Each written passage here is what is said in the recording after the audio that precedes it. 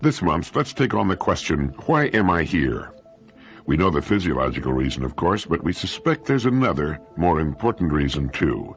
As someone has written, if the universe is an accident, we're accidents. But if there is meaning in the universe, there's meaning in us also.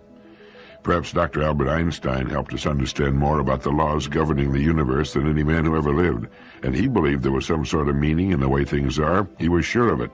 He said, the more I study physics, the more I'm drawn toward metaphysics. If you haven't done so, you would enjoy reading Einstein, His Life and Times by Ronald W. Clark. Albert Einstein was so remarkable a man, it was as though he'd arrived at this planet through some mistake in celestial navigation, and as a result devoted his life to solving the problems of time and space so that the mistake would not be repeated. Although he belonged to no formal religion or sect, he was a deeply religious man in the cosmic sense. He believed that such magnificence and colossal order, the great cyclotron of the universe, as Ronald Clark puts it, could not have been an accident. But Einstein was much more than a giant in physics. He was a courageous and gentle humanitarian as well, and he addressed himself to the purpose of life.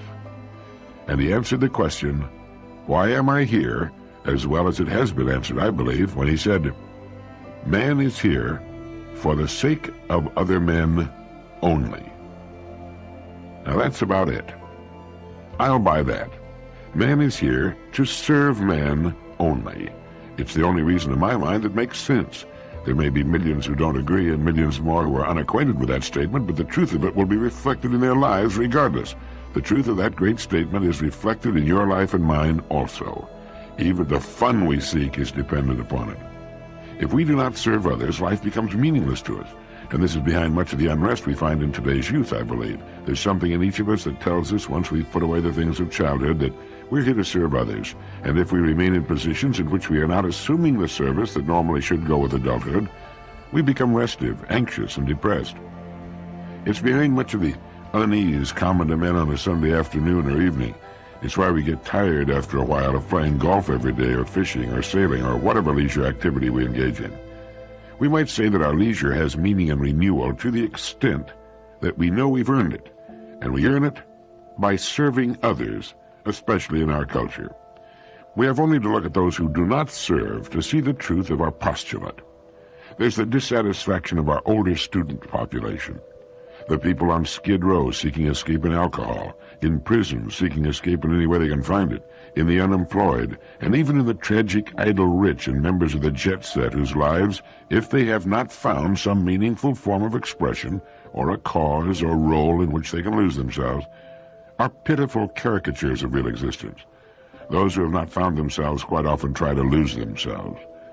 Now, in an earlier direct line, we mentioned Dr. Maslow's comment that people are judged in our society in the same way fruit trees are judged, by their fruit, by their production, its quality and quantity, which is another way of saying by how well they serve. A young person often asks, why am I here? The answer is, you are here to serve. Your part of the bargain is to so marshal your unique resources as to do the best possible job of serving others, and you will always serve best doing that which you most enjoy, that which best fits your unique talents and abilities. The next question usually goes, well, that's all fine, but what do I get out of it? And the answer to that, of course, goes your rewards all the years of your life will match the extent and quality of your service. Now, if you happen to want a $3,000 a week income or enjoy flying your own jet and driving expensive cars, you've got to serve in an uncommon way. Now, how you do it is for you to solve, and this is the challenge that can make life so interesting, so exasperating, and baffling. We have to make up our minds as to what's important to us. Now, Dr. Einstein wanted nothing more than the simple necessities of life: a roof, a bed, food, a place to work, his violin, and his sailboat. The modern trappings of success meant nothing to him. He was simply above them. He was often mistaken for an unsuccessful traveling salesman. But his service to mankind was monumental, and his reward? Immortality. He could have had anything of a material nature he wanted. He wanted nothing. He was a completely mature human being. But he had not selected his own great gifts. His abilities, like ours, had come as his unique genetic heritage. He simply put them to the best use he could, while at the same time developing a mature and rich overview of mankind. I think we should do the same. and that our kids should know when they're old enough to know that they should do the same, make the best use of their gifts, and by so doing, maximize their service, and by so doing, maximize their rewards. It all fits. It makes sense whether you're interested in giving, getting, or both. Few of us have matured or become so wrapped up in one subject to the degree reached by Dr. Einstein. Most of us are much concerned with this world and how we can enjoy it as we go along. We tend to like beautiful things and the perquisites of success. Perhaps we're still children to that extent, but it's fun being a child and harmless. We seem to like such things as beautiful homes, cars, furs, jewels, yachts, and travel, at least until after we've had them for a while. But forgetting for the moment what we may want, the important thing is to find how we can best serve. It answers the question, why am I here? I am here to serve others. Now I know why I get up in the morning and what I should spend a good proportion of my day doing, maximizing, if I can, my service to those I have chosen to serve. How can I do a better job of serving today than I did yesterday, this year than last? As long as I can keep answering that question, I will continue to grow and mature as a person, and I'll never grow old in mind and spirit. It clarifies our lives. As Voltaire's Candide said, let us cultivate our garden. Let's make it a good garden, the best garden we can produce with the equipment and conditions we've been given within the enormous parameters offered by the world of today and tomorrow. But how do we relate the idea of service to others with our personal goals? In his excellent book, A God Within, the distinguished microbiologist and author René Dubos tells us that the pre-classical and classical Greeks symbolized the hidden aspects of man's nature, in particular the forces that motivate him to perform memorable deeds, by the word entheos, a God within.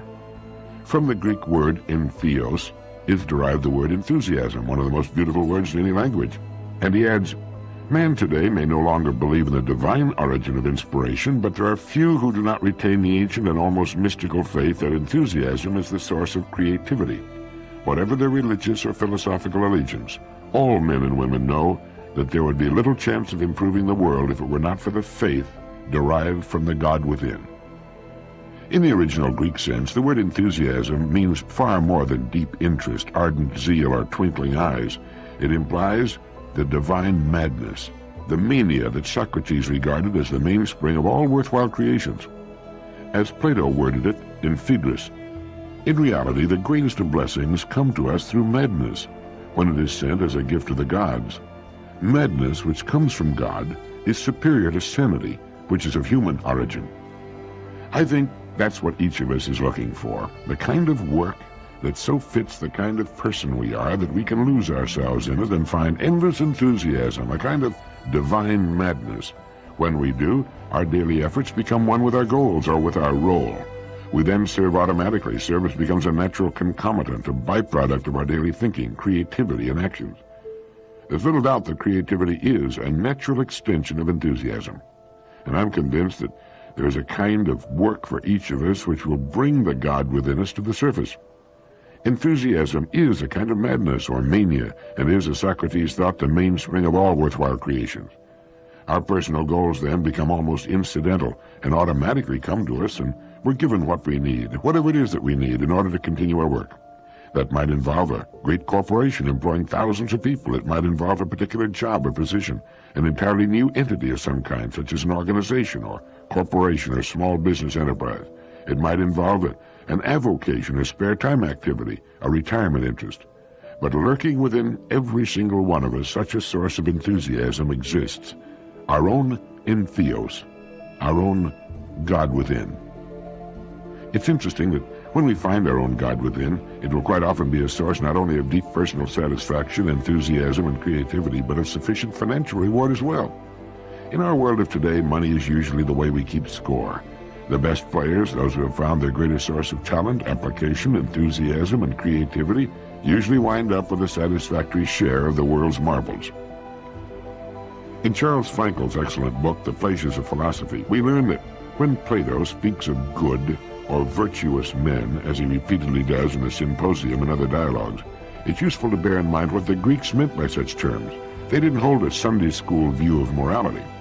Frederick Woolbridge, who was a colleague of John Dewey's at Columbia for many years, used to remark that the history of morals was told in the history of the word virtue. It began with the Greeks by meaning strength in a man, and it had come among the Victorians to mean weakness in a woman. The model of the good or virtuous man whom the Greeks had in mind was a gentleman, gregarious by nature and active in public life. He loved words and argument. He was sensitive to beauty and should, the Greeks thought, be physically attractive himself. There was a touch of magnificence in his bearing and a love of color. He was magnanimous with others, liberal, though not ostentatious with money, and indifferent to hardship if it was forced upon him. But he was not meek or humble. He sought to be fair and just in his dealings and prudent and temperate in his conduct, but he admired talent, strength, and accomplishment, and he saw no virtue in poverty and no higher wisdom in simpleness of mind. Most conspicuously missing from this calendar of virtues is one quality which we rank high today: pity for weakness. It sounds like a description of the hero in one of Ayn Rand's books, but it's a good description, I think, of the person with an excellent self-image, a person who knows what he wants and how to set about getting it. And I think it's an apt description, too, of the people who do things in the world.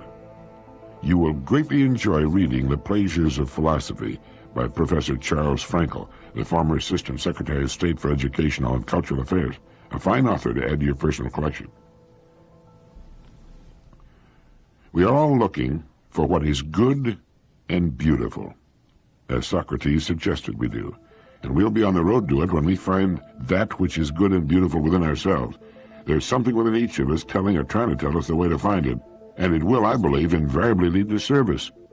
It can be done through a good product, whatever shape it might take. It might be a book, such as those we've discussed here, or a novel, or a product for use by people, or a service of some kind.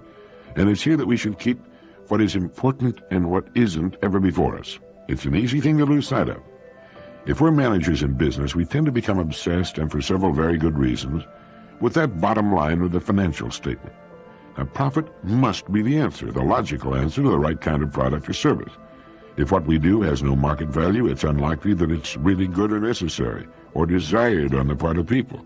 And we need profit if we're to grow, to invest back into our business and pay those who have invested in it. Sometimes the machines we've created take charge of us. They say, look, we can produce in great abundance, turn us loose, and we run the risk of losing sight of quality and service and meaning in our admiration for limitless quantity. Popularity itself can become the enemy of quality. Great as mass production techniques have become, we should not let them attain a speed or aim that sacrifices quality and legitimate purpose to quantity. It's better to have a market larger than our ability to fill it, to have a waiting line if necessary, to hold back on maximum profits if necessary, to make sure that what we're producing, the way in which we're serving those whom we've chosen to serve, is the very best way of which we're capable. Once the type has been set for a book, millions of perfect quality can be printed and distributed, and that's also true of many other kinds of products. But in the writing of that book, in the designing and formulation of the original product, the time needs to be taken, the care, the enthusiasm, the creativity, the sense of responsibility. All should be in. And the controlling idea should be, how good can we do it? Not, how much money can we make on it? If we put things in this order, and if we know what we're doing, the money should come as a natural effect. Then we're creating instead of merely competing. Then we're leading instead of following. I'd like to quote from Manas for September 20th, 1972. Pain is nothing new in the world. The chronicles of history are filled with accounts of human suffering. Great migrations of peoples have often been efforts to escape from conditions where pain was inevitable. But today a new kind of pain has been added to the human lot, the pain of bewildered and frustrated understanding. Whether justifiably or not, men thought they were on the verge of having enough knowledge to understand the world and the place of human beings in it, yet are now confronted by increasing evidence that their knowledge is either false or woefully insufficient. The years which ought to have witnessed the climactic success of Western society are beginning to seem like brief intervals of rising desperation.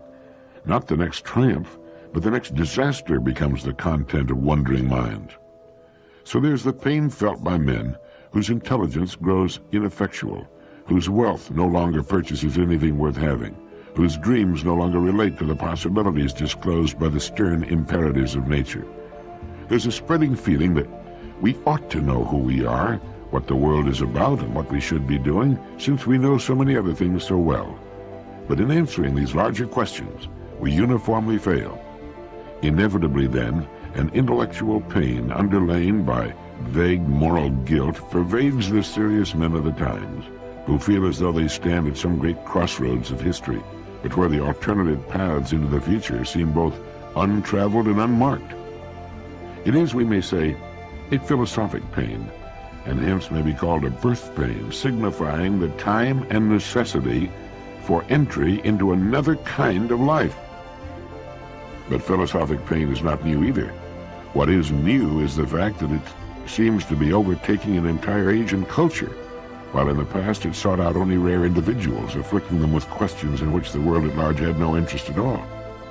The philosophic quest was once for the lonely few, and those who accepted its austere invitation had lost their taste for other inquiries. They responded by reason of some hidden hunger or longing.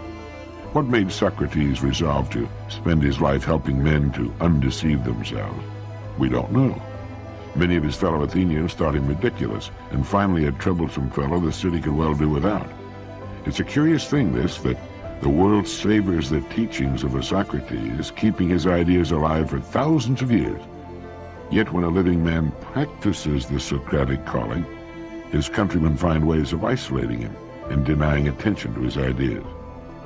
For what it's worth, we have a theory about the present. It is that the circumstances of life, as men have altered and shaped them, are now setting the Socratic questions. What was the purpose of the Socratic questions? The old Athenian hoped to persuade the Greeks to look at their own beliefs, their own first principles, and to see if they were good enough to live by, a painful question for almost any man. Socrates was a gentle and kindly fellow, and he did his best to put his questions in comprehensible terms.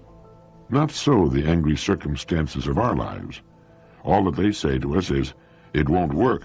What you're doing is not the right thing to do." A hurt, humiliated, and mistreated nature speaks to us through the responses of the environment, in the outcries of angry men, and in the revolts of the young. And the voice of nature is not the amiable speech of Socrates, who strove to make his listeners understand. No, the voice of nature, in speaking to us, is as indifferent to our anxious intelligence as we have been to the world around us during the centuries in which we harnessed its energies and wasted its riches in the service of our interests and appetites. Nature is now a cold and inflexible instructor. We have perhaps but one advantage in hearing the voice of the environment instead of mild Socratic counsels. Our ill-used host now speaks to everyone, not just to a handful of would-be philosophers. Ready or not, we must now begin to understand its admonitions or suffer almost immediate consequences for our continuing ignorance. In Literature and Western Man, a valuable cultural study as well as a history of literature, J.B. Priestley speaks of the change which came over Western civilization as a result of the Industrial Revolution and the development of volume printing from a continuous roll of paper. The big expansion of industrialism began a little over a century ago. Power to a new middle class largely indifferent to thought and literature. As Priestley puts it, this age, with all that it accomplished in material progress, represents the triumph of the manufacturing and commercial middle class. The world of Victorian and Imperial Britain, of the North after the American Civil War, of the French Second Empire, even, though to a lesser extent, of Russia after 1861 and the freeing of their serfs, is the world as this particular class, which has more power and thrust than any other, desires and makes it. The great international exhibitions from 1851 onwards reflect the whole glittering triumph of these busy, acquisitive people. They control the powerhouse of all Western society. They shape and color the social scene. The values that society takes for granted are not their values. Now, while this passage by no means explains why the populations of England and America so easily submitted to the credo of these busy, acquisitive people, it records the fact of commercial dominance and enables us to understand why the gross national product has until very recently been regarded as the principal measure of human achievement. Now, from these psychological foundations, the rape of the planet proceeded as a matter of course. There were, however, other factors, such as the union of scientific technology with industry, which occurred, according to Lynn White, Jr., about 1850, enormously accelerating the destructive course of industrial expansion. And, as Dr. White adds in an epoch-making paper, with the population explosion, the carcinoma of planless urbanism, the now geological deposits of sewage and garbage, surely no creature other than man has ever managed to foul its nest in such short order. Western man, Dr. White says, has no concern or regard for the earth and its creatures. He merely uses them for his own purposes, and he believes that we shall find no remedy for our multiplying planetary ills save by an essentially religious change in attitude. We must rethink and re-feel our nature and destiny. Another Socratic apprentice, very nearly a journeyman, is the economist E.F. Shoemaker, whose campaign for intermediate technology is slowly taking hold. Mr. Shoemaker's economic gospel has two planks.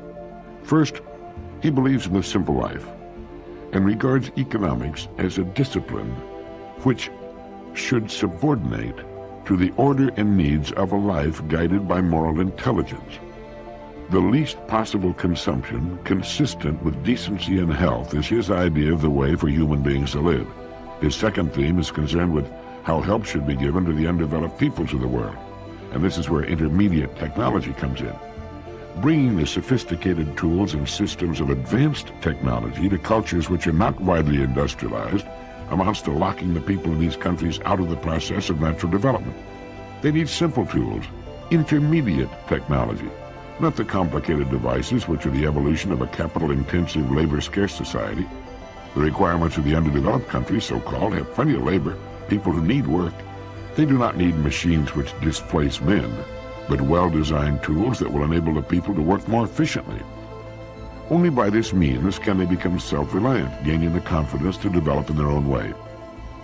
Now, Ivan Illich's contentions have much in common with E.F. Shoemaker's ideas. Like Shoemaker, Illich is interested in the development or provision of tools which strengthen the individual instead of weakening him or making him feel incompetent and dependent. For Illich, the means of education are a kind of tool, easily available.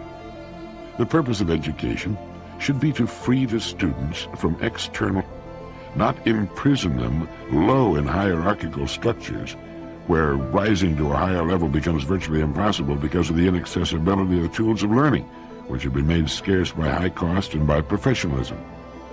Technology should free and release men, not condemn them to lives of servitude because complicated systems inevitably create inferiority and subordination.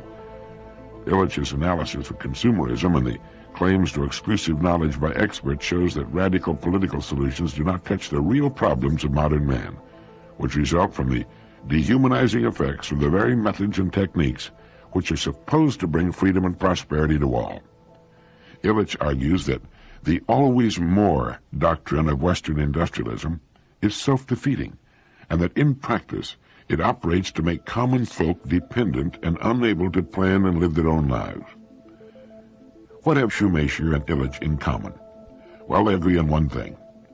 The awakening of the potentialities of human beings is the most important thing in life. The awakening of the potentialities of human beings is the most important thing in life. They will agree with John Ruskin that the test of a social system is not what wealth it is producing, but what kind of men, what kind of human experience is it producing. The gross mistakes of our society, the pollution, the wars, the indifference to the young, the old, the sick, the maladjusted, are obvious enough and much written about. But the core ill lies in what man thinks of man. Neither Shoemaker nor Illich is willing to license anyone to manipulate other human beings into better conditions. The elements of human improvement are already within each one. What all need is an environment which invites to self-development. But how does a person reach a conclusion of this sort about man? Why care so much about the integrity and promise of other human beings? Why are they campaigners in behalf of self-reconstruction? If we knew the answer to such questions, we should know a great deal. Meanwhile, another question may be of some assistance. Why, for one thing, aren't there more people who have this strong feeling about the inner potentialities and resources of human beings? We admire Socrates for his moral courage and his searching intellect. But we don't pay much attention to the fact that Socrates also stood for the declaration that the true man is a soul, and that the soul has its own knowledge and possibilities, needing from others only help in awakening it to action. Socrates expounds this, and the idea of the spiritual reality in the human being comes down to us through Plato from this teaching. We now have it also from the East, but the Platonic idea of the soul has been part of our literature and tradition for more than 2,000 years. What happened to this idea? The course of Western history from the decline of classical civilization until the 18th century produced one great effect in modern thought. It reversed the meaning and value placed upon the idea of soul.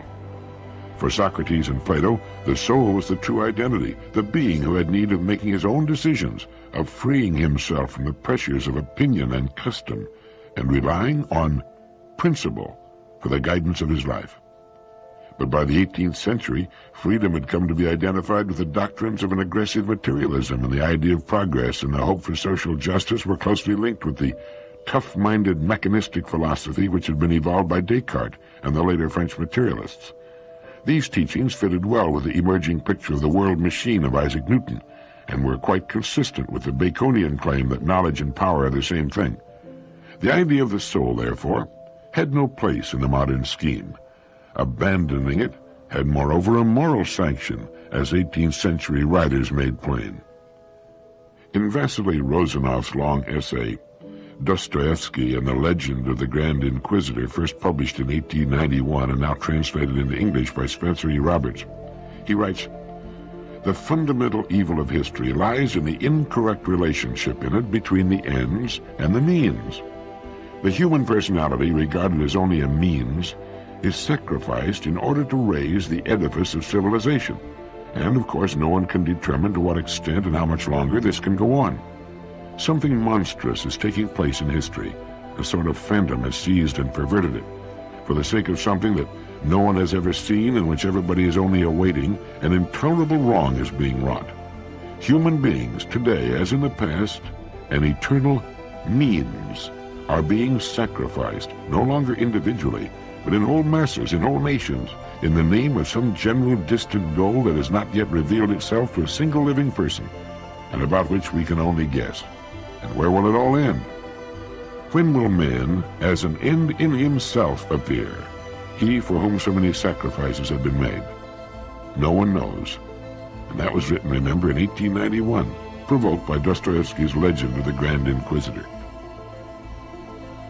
We don't have to stay in line in an endless lockstep to nowhere. And for most people, it isn't just a lockstep to nowhere, it's also a dull, uninteresting, and bleak landscape to boot. It isn't even any fun. Why do people remain on ridiculous, uninteresting, meaningless jobs, in ugly, crowded wastelands, living in dumb, crowded, unimaginative housing? They have been caught up in an environment they take for granted and by the habits of generations. Like the canary in the cage, they think that's all the world there is. They must think that life is the good life. What would they say if we asked them, "Are you pursuing the good and the beautiful?" They'd probably call the cops, or the man with the net. What are you talking about, the good and the beautiful? What's good? What's beautiful? Indeed, what is? These are some of the questions we want to ask here, and try to find some answers. As Professor Charles Frankel writes in the foreword of The Pleasures of Philosophy, Plato repeatedly describes how philosophers, having glimpsed the truths of a more perfect world, come back to the ordinary scene and are not quite able to believe in it.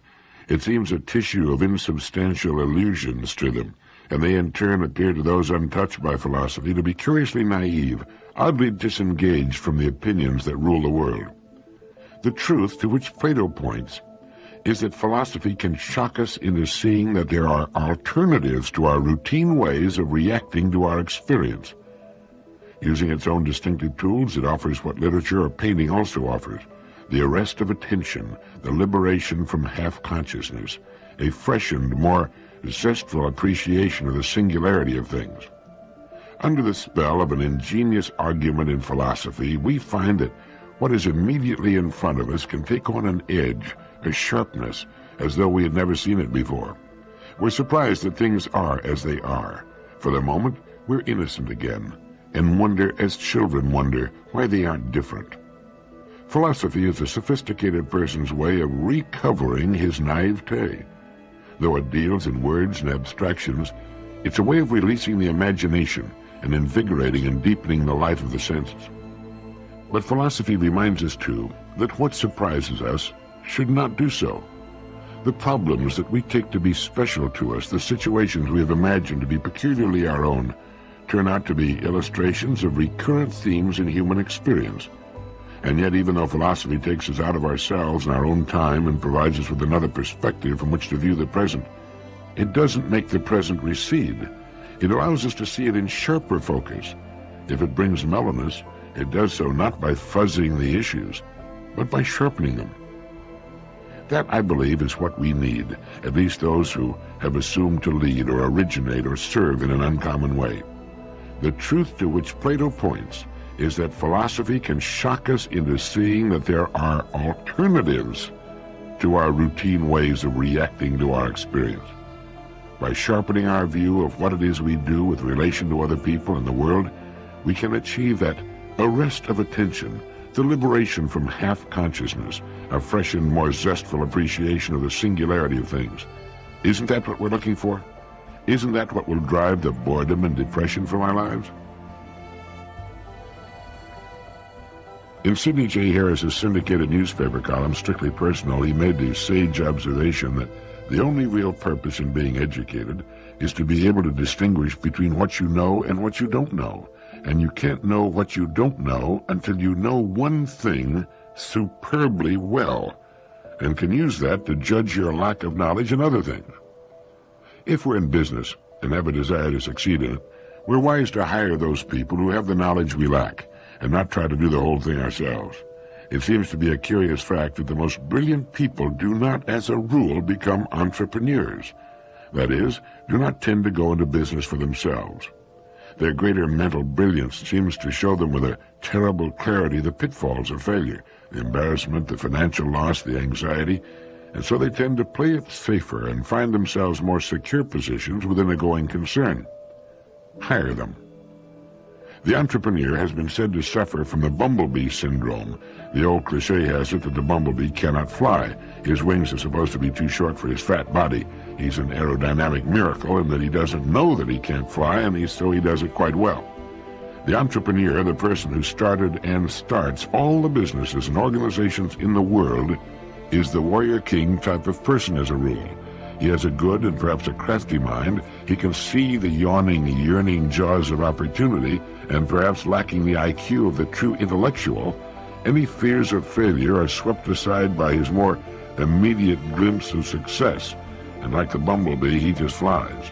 He is then often amazed and dismayed by the problems which present themselves and the time it takes to be truly successful. But he learns another valuable lesson, that we can learn by doing. As Emerson said, do the thing and you will be given the power. When it becomes imperative that we obtain the knowledge we need to avoid failure, we tend to obtain it. Once the business finally makes it, we can employ those more brilliant and highly talented people who chose the safer route. They can't help their larger servings of brains and the effects they produce, nor can their employers help their disposition to take chances. But it's a situation to remember. An interesting effect of all this is that the more brilliant specialists often privately poke fun at their less cerebral employer and his occasional, apparently Babbitt-like buffoonery, while he, all unknowing, just gets rich and keeps coming up with ideas to increase his organization's service to its customers. It's kind of compensation, it seems, for the Brahmins in the back office. It's important to know what you don't know, and it's important, too, to know that for every idea you can come up with, there are very talented people who can put it together, who can build it, and make it fly.